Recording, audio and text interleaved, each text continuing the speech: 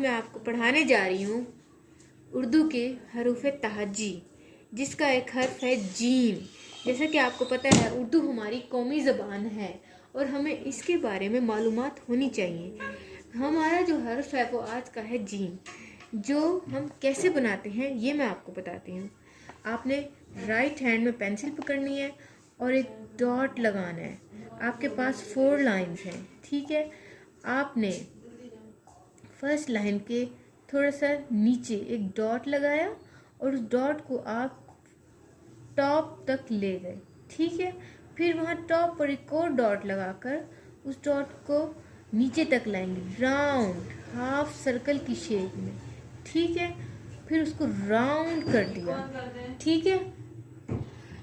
Gym के पेट में एक नुक्ता होता है। जीम के पेट में जैसा कि आपको पता है एक नुक्ता होता है। और जीम एक ऐसा हर्फ है जो गुलाई की शेप में होता है, ठीक है।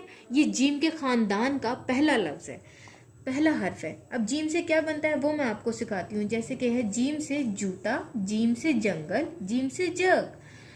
इसको साउंड में हम कैसे पढ़ेंगे?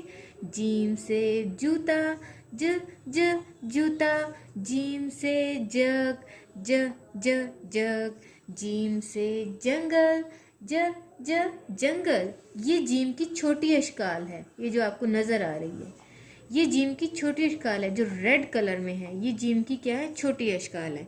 आपने घर में बैठकर इसको रिवाइज करना है। उसके बाद ये पेज, नेक्स्ट पेज आप देख रहे हैं, पेज नंबर 16। यहाँ जीम से जहाज़ बना हुआ है।